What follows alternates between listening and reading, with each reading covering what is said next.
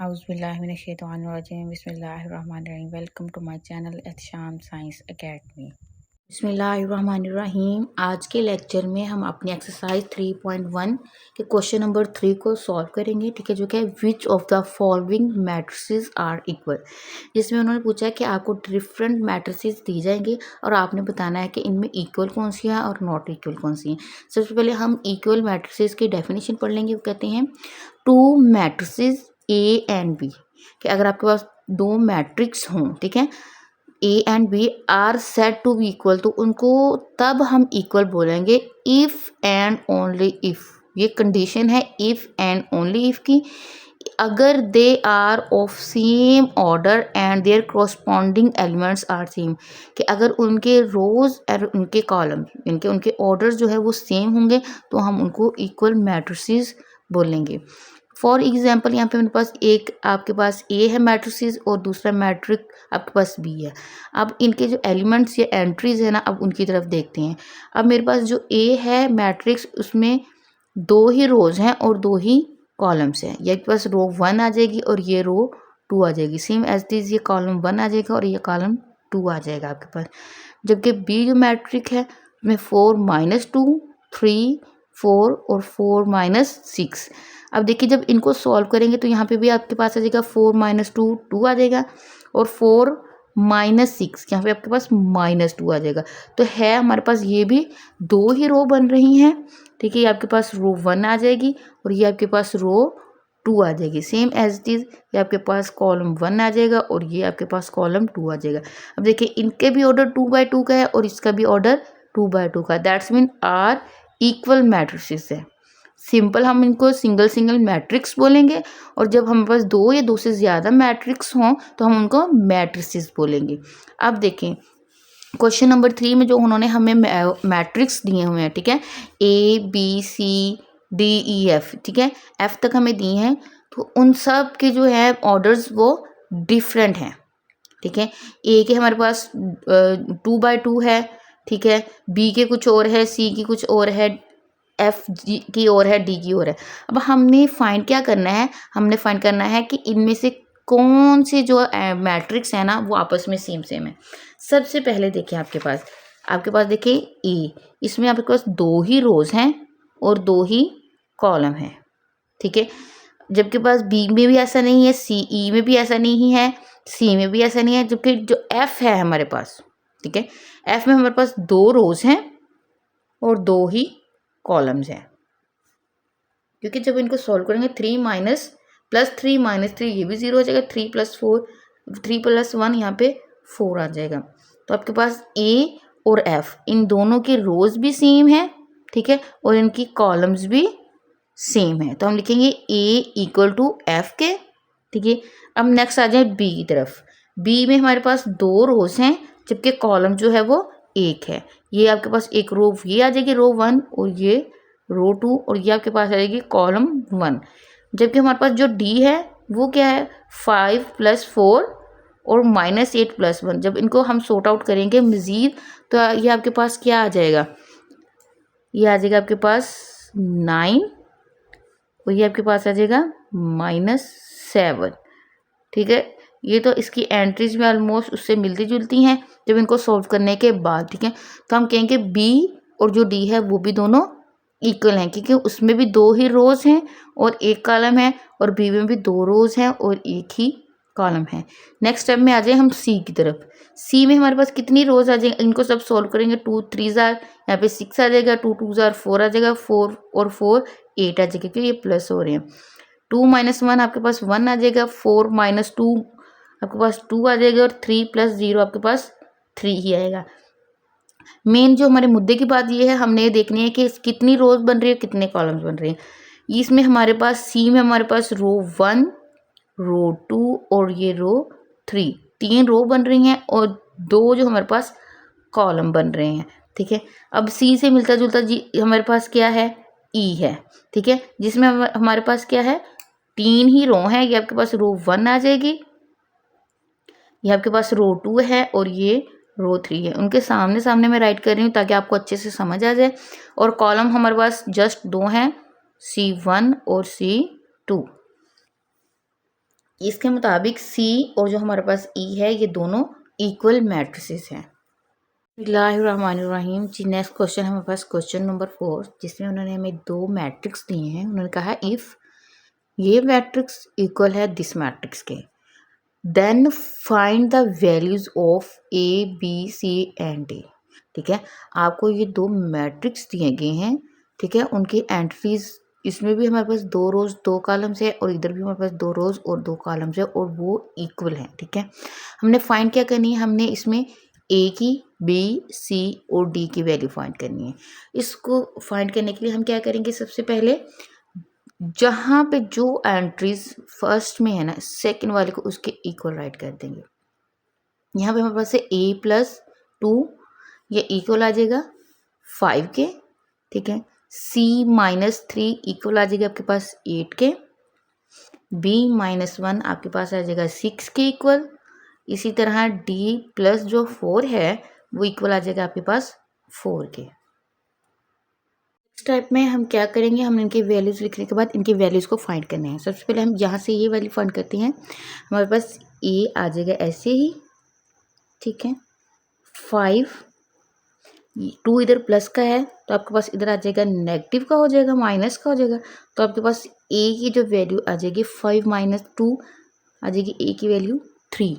Same as is हमने इधर c की वैल्यू फाइंड आउट करनी है। ठीक है, c की वैल्यू हम फाइंड करेंगे तो क्या आ जाएगा, c इक्वल 8 है, माइनस का 3 है, इधर आके आपके पास पॉजिटिव का हो जाएगा, प्लस का 3 आ जाएगा। 8 + 3 आपके पास c की वैल्यू आ जाएगी 11। नेक्स्ट हम यहाँ से b की वैल्यू निकालेंगे। b आ जाएगा आपके पास, b इक्वल है आपके पास 6 के, माइनस का 1 इधर है, इधर जाके आपके पास प्लस का हो जाएगा। तो आपके पास b की जो वैल्यू है वो आ जाएगी 7। नेक्स्ट d है आपके पास, d इक्वल है आपके पास 4 के। ठीक है, ये आपके पास पॉजिटिव का 4 है, इधर जाके नेगेटिव का हो जाएगा। तो d इक्वल आ जाएगा 4 - 4 के। ये 4 - 4 ये कट जाएगा तो आपके पास इसके d की जो वैल्यू है वो आ जाएगी। ठीक है, ये और यही हमने इसका फाइंड आउट करना था कि हमारे पास a, b और c की वैल्यू आ जाएगी। a की वैल्यू हमारे पास 3 आई है। ठीक है, c की वैल्यू हमारे पास 11 आई है, b की वैल्यू हमारे पास 7 आई है और जो d की वैल्यू है वो आपके पास आई है 0। जी बिस्मिल्लाहिर्रहमानिर्रहीम। नेक्स्ट क्वेश्चन है हमारे पास क्वेश्चन नंबर 5, जिसमें उन्होंने कहा है सेम क्वेश्चन नंबर 4 की तरह कि एक आपके पास ये मैट्रिक्स है और सेकंड आपके पास ये मैट्रिक्स है। ठीक है, और दरमियान में आपके पास इक्वल का साइन है। Then find the value of x and y। इसमें आपने x की वैल्यू और y की वैल्यू फाइंड करनी है। अब जब इस तरह के क्वेश्चन आए तो आपने सबसे पहले क्या करना है, इनका मुवाजना करना है। जहाँ पे जो एंट्री होगी उसके सामने जो एंट्री होगी उसको उसके साथ इक्वल राइट करना है। ठीक है, यहाँ पे हमारे पास और हमने फाइंड करना है x और y की वैल्यू। ठीक है, हमारे पास यहाँ पे ये वाली है 2x + 1।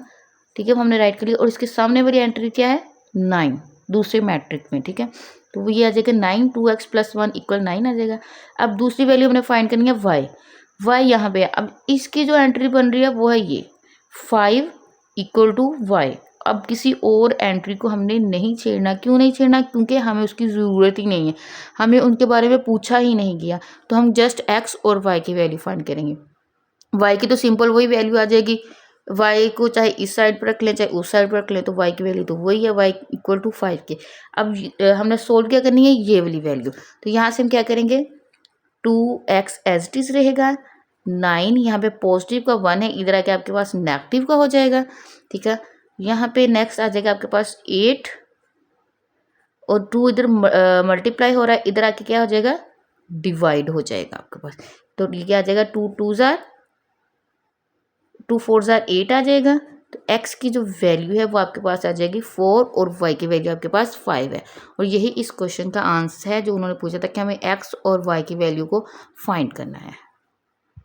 बिस्मिल्लाहिर्रहमानिर्रहीम। एक्सरसाइज 1.3 के क्वेश्चन नंबर 6 देखें, उसमें भी उन्होंने आपको दो मैट्रिसेस दी हुई हैं और सेम इस तरह आपने a, b, c और d की जो है वैल्यू वो फाइंड करनी है। सबसे पहले मैंने क्या किया है, मैंने राइट कर लिया है इनकी वैल्यूज़ को। a + b = 10 के, 2d - 1 जो है वो इक्वल है आपके पास 5 के, 3 प्लस बी आपके पास है 11 के इक्वल, और जो 4 है वो किसके इक्वल है, सी के इक्वल।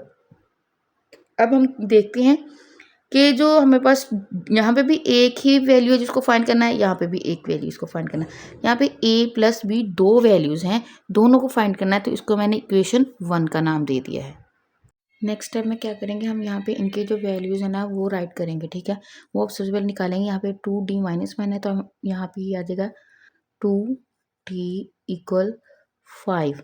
इधर माइनस का 1 है तो इधर आके क्या हो जाएगा, पॉजिटिव का हो जाएगा आपके पास, ठीक है। तो ये आपके पास d की वैल्यू आ जाएगी 6, और 2 इधर मल्टीप्लाई हो रहा है, इधर आके डिवाइड हो जाएगा, 2 3 जार 6 आ जाएगा आपके पास, तो d की वैल्यू आपके पास आ जाएगी 3। 4 की ऑलरेडी उन्होंने सी दी है, यहाँ से b की निकाल रहेंगे, 3b आ जाएगा आपके पास 11, पॉजिटिव का है इधर 2, इधर आके माइनस का हो जाएगा, तो आपके पास जो b की वैल्यू है वो आ जाएगी 11 में से -2 करेंगे तो 9 आ जाएगा, 9 3 इधर मल्टीप्लाई हो रहा है, ठीक है, b के साथ, तो इधर आके क्या आ जाएगा, डिवाइड हो जाएगा, तो ये आपके पास आएगा 3 3 जार 9, दैट्स मीन आपके पास जो b की वैल्यू है वो भी 3 आएगी, d की वैल्यू भी आपके पास 3 आएगी, ठीक है, और c की वैल्यू आपके पास ऑलरेडी 4 है। अब हम क्या करेंगे कि इसमें जो है आपकी b की वैल्यू है 3, वो हम इसमें पुट कर देंगे इस यहाँ पे, तो ये आपके पास आ जाएगा a प्लस 3, ठीक है, a प्लस 3 आपके पास आ जाएगा 10। नेक्स्ट इसी के हम निकालेंगे तो आपके पास आ जाएगा a इक्वल है 10 माइनस पॉजिटिव का 3 है, इधर आके नेगेटिव का हो जाएगा, तो a की वैल्यू आपके पास आ जाएगी 7, ठीक है। यहाँ पे मैं दोबारा सबकी वैल्यूज राइट करने लगी हूँ। a की वैल्यू आपके पास आ जाएगी 7, ठीक है, b की जो वैल्यू है आपके पास है 3 के, c की वैल्यू ऑलरेडी 4 उन्होंने दी हुई थी, और d की जो वैल्यू है वो आपके पास आई है वो भी 3।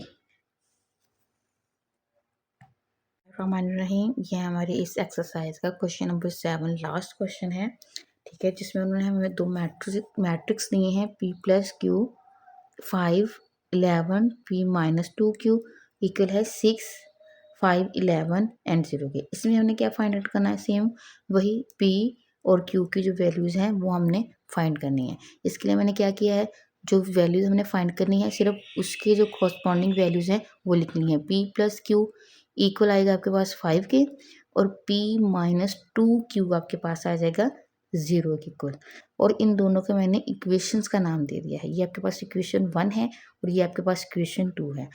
पहले हमने जो सॉल्व की थी वो सिंपल थी, उसमें जस्ट एक इक्वेशन में एक ही वैल्यू का आपने फाइंड करना था, लेकिन यहाँ पर हमें एक इक्वेशन में दो दो वैल्यूज़ दी गई हैं, उनको कैसे फाइंड करना है उसके लिए हम सबसे पहले क्या करेंगे, इन दोनों को इक्वल करने की कोशिश करेंगे। तो इसको करने के लिए मैं क्या करूँगी, इसको जो है इक्वेशन 1 है उसमें को 2 के साथ मल्टीप्लाई करवाऊंगी, ताकि यहाँ पे भी 2q हो जाए और इधर भी 2q हो जाए, ठीक है। साथ में मैं यहाँ पे लिख लेती हूँ मल्टीप्लाई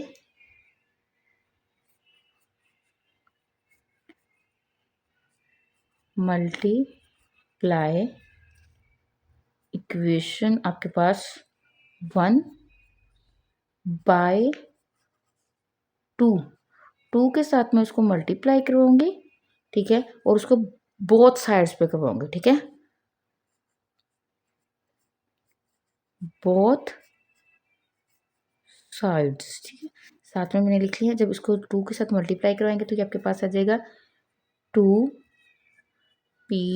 प्लस आपके पास आ जाएगा q इक्वल है 2 और ये 6 के, तो ये आपके पास क्या आ जाएगा 2p प्लस 2q आ जाएगा आपके पास, और ये आपके पास इक्वल का 6 2 जार 12 आ जाएगा, और ये इसको हम देंगे एक न्यू इक्वेशन का नाम, इक्वेशन नंबर 3।